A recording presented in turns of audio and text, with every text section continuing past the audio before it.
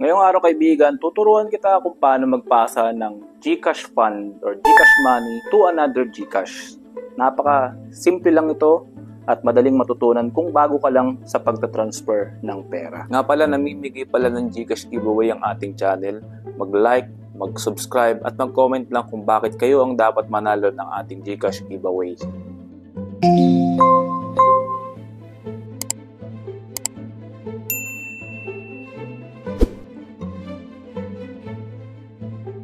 Una mong gawin kaibigan, press mo lang yung send. Or i-open mo na yung application natin na GCash, tama.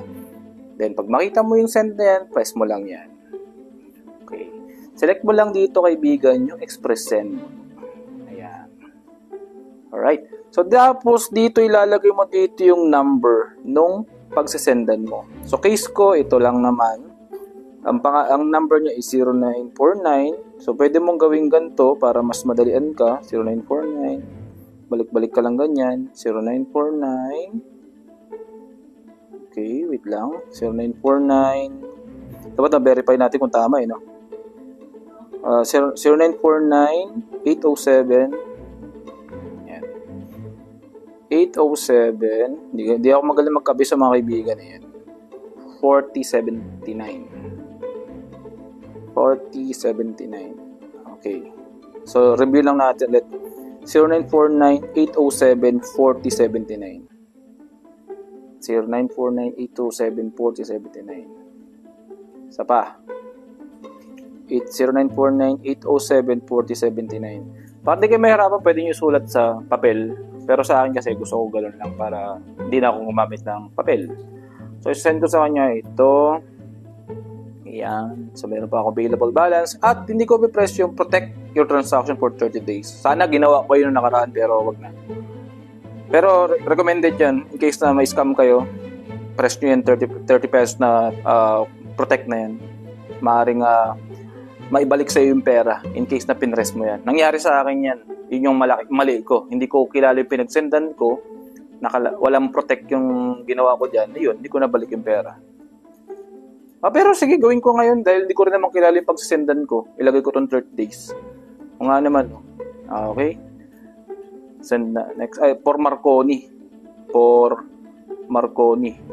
Ito yung pagsisendan ko eh. For Marconi. Ayan, reviewin ko lang mabuti. Sige, okay na. Magbayad na akong 30 pesos at my own expense na lang. So, reviewin natin ko yung pangalan. Nagtutugma ba? Yung AR at yung L. Ito yung pangalan. So, tama, no? Ayan. Ito yung pangalan ng may-ari. And I confirm, in case na may scam tayo kaibigan, pwede natin reklamo to sa GCash. Ayun yung pinakamaganda dito para safe palagi tayo. Ang daming naglutangan talaga ng mga scammer dito sa GCash, sa online. Please lang mga kaibigan, mag-ingat kayong mabuti dito sa mga gumagawa ng masama online. So, kailangan yung, pwede nyo gamitin itong GCash Protect para mas madali kayong makapag-report sa GCash at protektado yung isisend yung pera. So, dahil yan na nga na nagtugma yung pagsisendan ko, press ko na yung send. At ito na yung resibo.